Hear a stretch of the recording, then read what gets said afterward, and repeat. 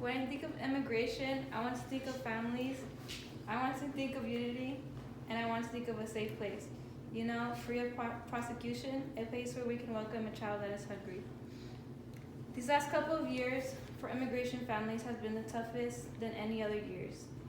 We're hearing reports of the news of families getting separated, people dying in what's supposed to be safe places for immigrants. People's DACAs are not going through. Just so many things happening with our immigration, and nothing is being done to help it. Through this speech, I will be giving you a better understanding of the impacts of immigration across the country and our own communities that are happening as we speak right now. A better detail of family separation, the migrant shelters, and DACA. Let's begin with one of the biggest issues that immigration is dealing with now, which is the separation of families. According to DORA, at least 2,700 children are being split from their parents.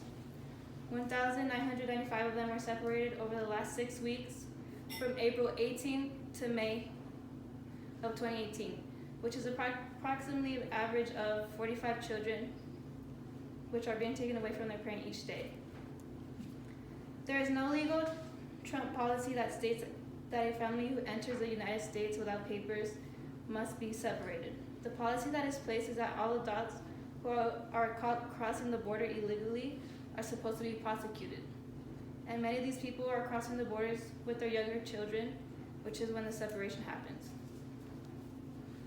According to federal defenders, Border Patrol agents are lying to families about how long they are going to be separated for, and the reason why they're being separated in the first place. According to Representative Pramila, who visited a federal prison, was being told by some of the mothers that their families would not exist anymore, and that they would never see their children again. Imagine as a mother hearing that you will never be able to see your children again. Some of these mothers, even fathers, killed themselves in these housings because of their children were taken away from them, and they were told that they were never going to see them again. So what is happening to these children? The children that are being taken away from their parents. These kids are being kept in government facilities like foster care, or officials try to find any relative near them that live in the U.S. who can watch the child until his or her parent immigration case is resolved. According to Vox, the facilities were already 95% full immigrant children. Many children had to even be placed in military bases because facilities were getting overcrowded.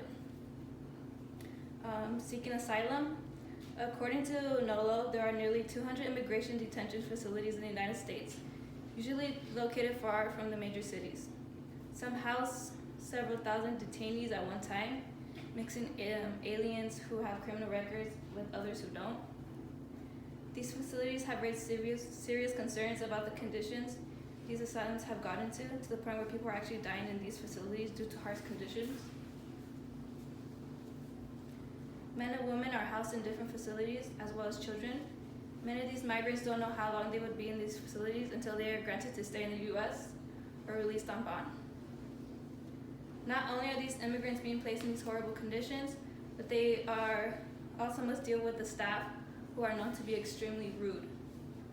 These detainees are not receiving Medicare in these detention centers and are not getting the proper help they need. And due to that, many of them are dying from sickness, and the government's doing nothing about it. Roxana Hernandez's death was the one that hit the media, and everyone wanted to help this case. Prior to her death, Hernandez was moved 4 times in total, from California to Arizona to Texas, and finally to New Mexico, where she was rushed to the hospital there.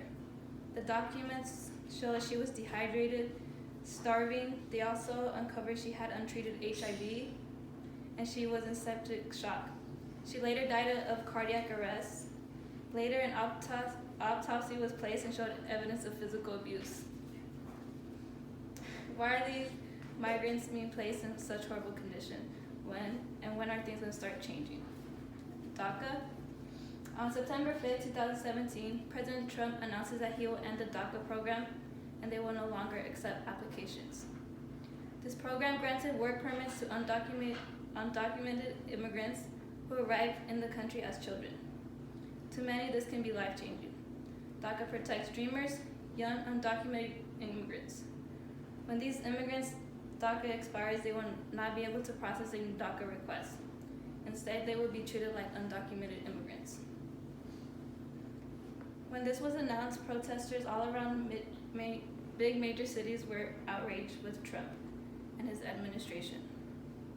According to NBC, it is said that this decision could affect as many as 800,000 dreams, and 154 of those individuals will have their DACA expired by March 2018.